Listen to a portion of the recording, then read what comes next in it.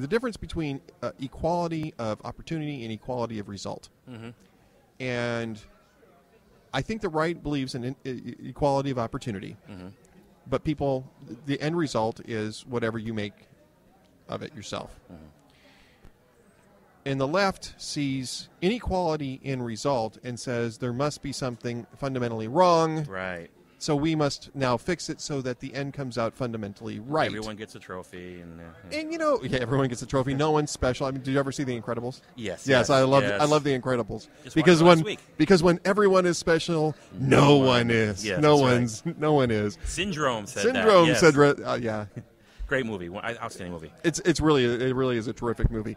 I love watching that with my grandkids. Yes. But the difference is that it sounds like you can create equality of result, but you can't. Right. What ends up happening is that you impose somebody else's idea of fairness on everybody else. Right. And that's a fundamentally unfair thing to do. Right. And what it does is it disincentivizes the people that produce and incentivizes the people who don't. And we've tried this. I mean, the real frustrating thing about this, Paul, is it's been tried.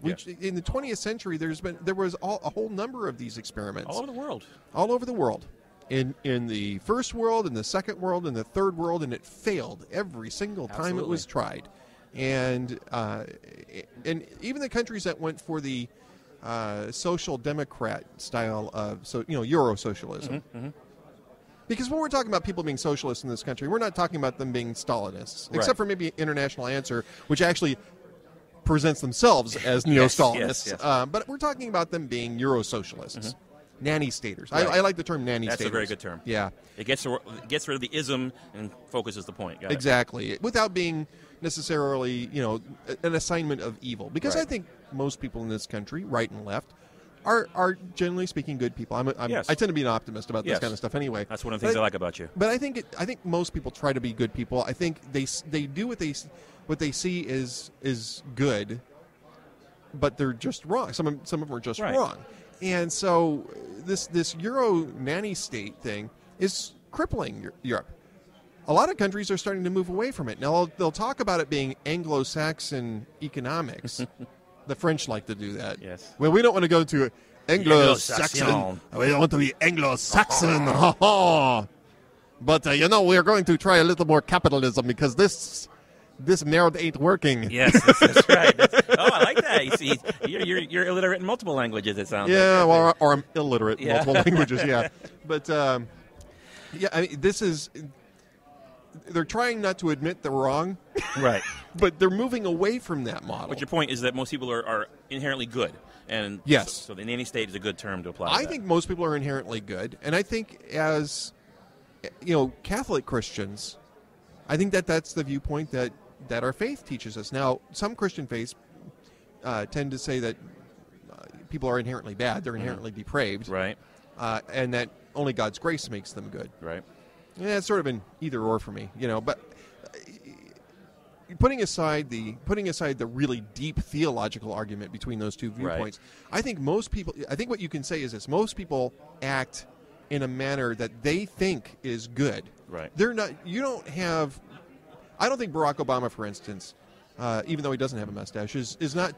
I don't think he's twirling a Snidely Whiplash mustache every day and saying, "How can I ruin this country today?" No, I think he's doing what he thinks is, in his, ivory tower academic, Based on his upbringing and his surroundings, the people and his beliefs, he thinks he's doing what's best for America. He really does. He's not trying to intentionally harm the country. Right. I that's my belief. I know there are going to be a few people who disagree with me on that. And you have to agree with that because you wouldn't want to harm the entity that you lead and control. Why would it would be like being a kamikaze crash? He's not trying to crash America. He's trying to make it what he thinks is best for all of its citizens.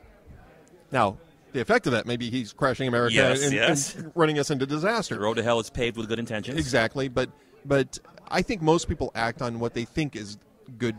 They're acting on good intentions. Good intentions is a great way of putting it.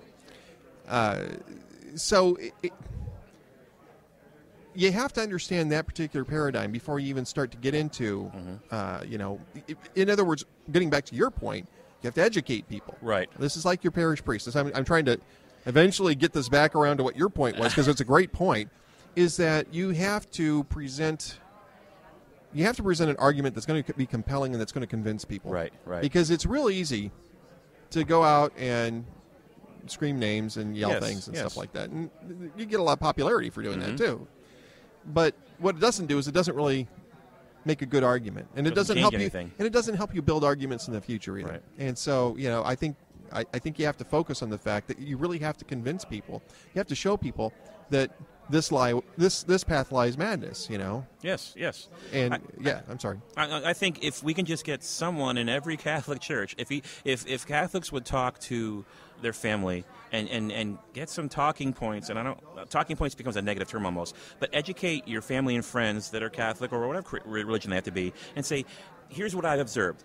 Social justice from a religious perspective, social justice from a political perspective, voluntary contribution, mandatory contribution. And I think if we educate other parishioners, Father, and say, look, I understand your schedule, I understand your focus. Here are some things you might not have thought about. Now that you see these two examples and you can see the potential confusion, maybe you can incorporate something next weekend that says, when I mention social justice, I mean the charitable, God-given gift to give, not the forcing of A to B, things of that. And I think the more folks we do in our church communities, we can slowly spread that across the country and maybe get that message spread out there. So one more thing I want to ask you. I really appreciate your time here. You stayed far longer than I meant to keep you, and I'm humbled by your desire to stay here and speak. You're a great interview. What is next for the Ed Morrissey Show? You've got your show every week at 3 o'clock Eastern. I do. A little sidebar here. I have a hard time when it comes time for air piano. I've got to quickly close the window because people walking by my desk are going to wonder, why is there a bald man with the beach behind him biting his teeth and playing air piano? So when you get to that part of the show, I got to say, here's my URL, got to go, Ed. People think I'm strange. But you do